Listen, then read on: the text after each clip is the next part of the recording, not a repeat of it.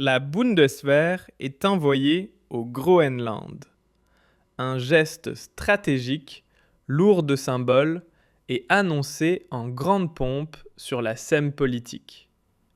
Et puis, l'impensable se produit. Après seulement 2 jours, tout est déjà terminé. Retrait, annulation, fin de mission. C'est le genre de titre qu'on aurait du mal à croire.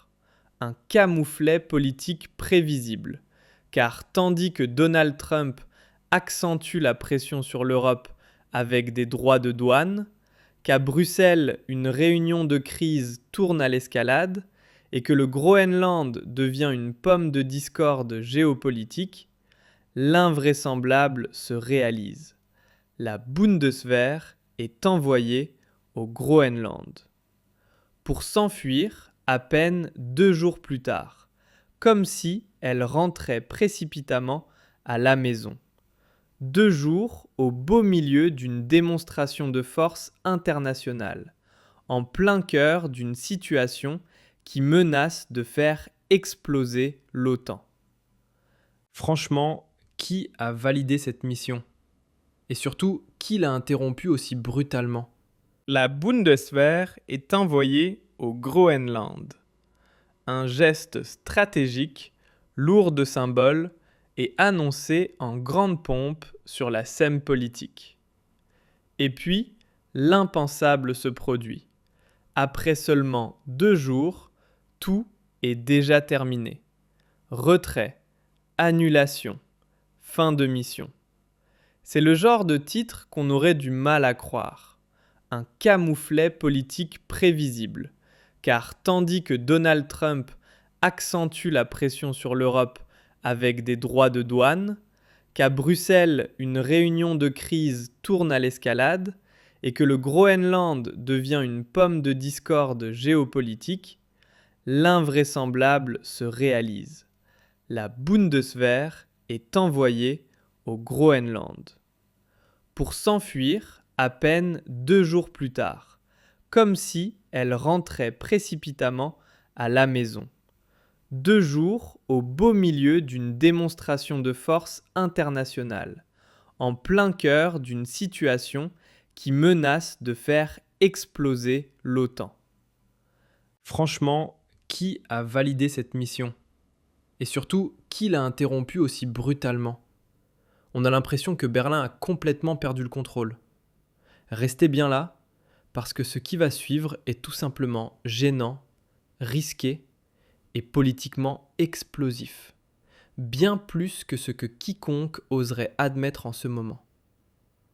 À l'origine, je comptais attendre la réunion de crise avant de publier ma vidéo sur le Groenland.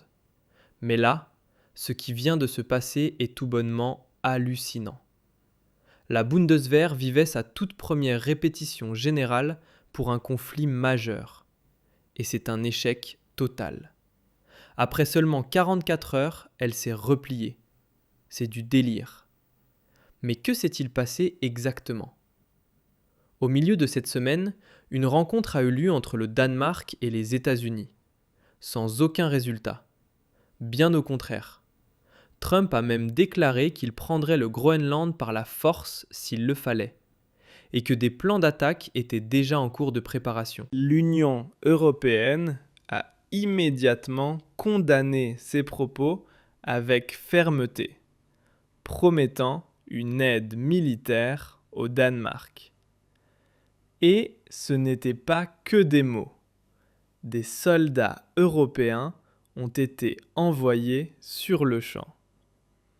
Le journal Die Welt titrait « L'Allemagne envoie des soldats au Groenland ». La France renforce encore sa présence militaire.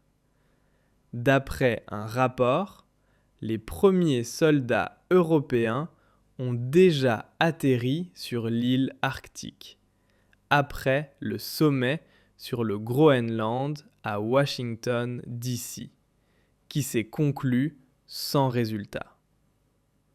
La Bundeswehr fait maintenant acheminer des soldats jusqu'à Nuuk.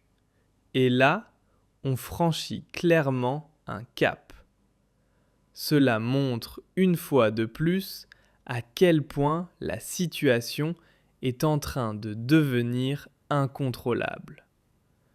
L'Allemagne, aux côtés des autres pays de l'UE, envoie son armée pour défendre le Groenland, pendant que Donald Trump, lui, déclare texto qu'il se moque désormais complètement de l'OTAN.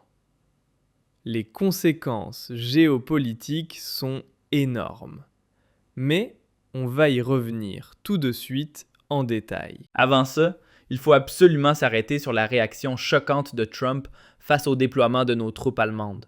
Parce que Donald Trump, ce n'est pas juste du blabla. Il agit froidement, méthodiquement. Et cette fois, il nous a déclaré une guerre économique. Une attaque si violente que l'UE a dû convoquer immédiatement une réunion d'urgence. Le journal Bild titrait aujourd'hui « Réunion de crise à Bruxelles. Trump va-t-il diviser l'UE avec ses droits de douane ?» Comment l'Europe va-t-elle répondre à la menace frontale du président américain qui annonce ne plus respecter ses accords douaniers avec l'UE et prévoit d'instaurer de nouveaux tarifs punitifs, plus 10% dès le 1er février et plus 25% à partir du 1er juin.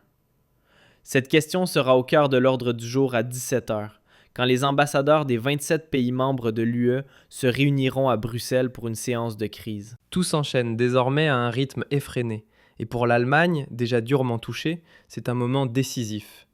D'un côté, il est hors de question d'abandonner le Danemark, partenaire européen, mais de l'autre, les sanctions contre la Russie ont plongé le pays dans la plus grave crise économique de son histoire. Et maintenant, l'Allemagne dépend même du gaz naturel liquéfié américain. Et le plus dingue dans tout ça, c'est que ce n'est pas seulement l'OTAN qui risque l'implosion à cause de l'attitude des États-Unis. C'est aussi l'Union européenne qui vacille. Franchement, si quelqu'un m'avait prédit un tel scénario il y a 6 mois, je l'aurais pris pour un fou. Et toi, qu'en penses-tu ? Crois-tu que ce conflit va réellement faire exploser l'OTAN et l'UE ? Et je me suis dit qu'on ne pouvait pas tomber plus bas, mais c'est à ce moment-là que c'est arrivé. En plein cœur de cette escalade, l'Allemagne se retire à nouveau. Oui, vous avez bien entendu. Et cette décision aura aussi des conséquences énormes sur la guerre en Ukraine. On y revient dans un instant. Retrait du Groenland. Et voilà que la Bundeswehr plie à nouveau bagage. Repli après seulement 44 heures. Dimanche midi, l'équipe de reconnaissance de la Bundeswehr a quitté le Groenland. Bild a repéré les 15 soldats, dirigés par le contre-amiral Stefan Pauli, juste avant l'embarquement à l'aéroport de Nuuk. Destination, un Boeing 737 de la compagnie Icelandair. Et pourtant, samedi encore, on affirmait que les soldats prolongeraient leur mission. Et maintenant, ce départ précipité, sans communiqué, sans annonce officielle. Selon les informations de Bild, l'ordre de repli est venu de Berlin, ce matin même. L'avion devait décoller à 14h, heure allemande. Résultat, les soldats n'auront même pas passé 2 jours sur le sol groenlandais. Bluffant.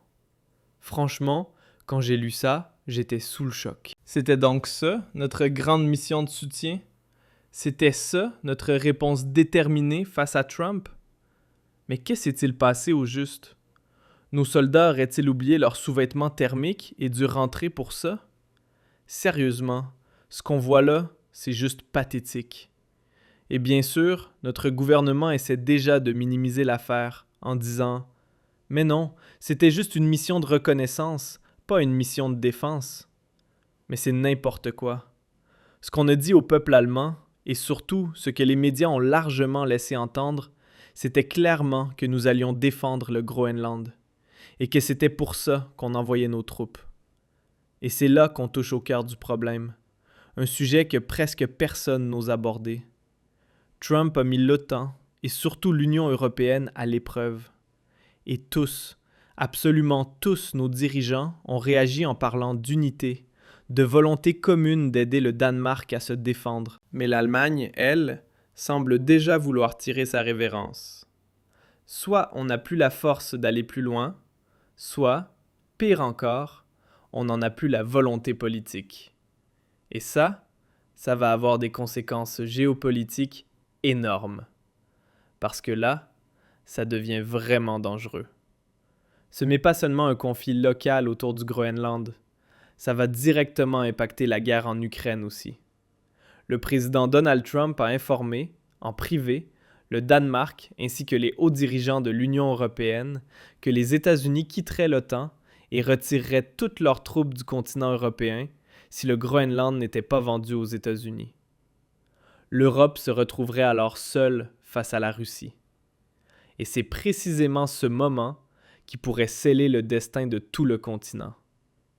Et pour ne rien arranger, cette stratégie américaine est d'une perfidie sans nom. Réfléchissez. D'abord, les États-Unis ont déclenché une guerre par procuration qui a poussé l'Europe à se réarmer massivement contre la Russie. Certains responsables politiques ont même évoqué l'éventualité d'une frappe préventive. Souvenez-vous du débat autour d'une attaque sur Kaliningrad.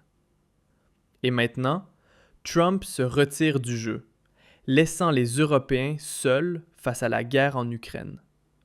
Et pas seulement l'Ukraine en fait, seuls face à tout désormais. Trump menace de retirer toutes les troupes américaines. Et si un conflit éclate entre l'Europe et la Russie, alors, pour reprendre l'expression, la route est grande ouverte jusqu'en Pologne. Et ce n'est pas un hasard, c'est une stratégie parfaite.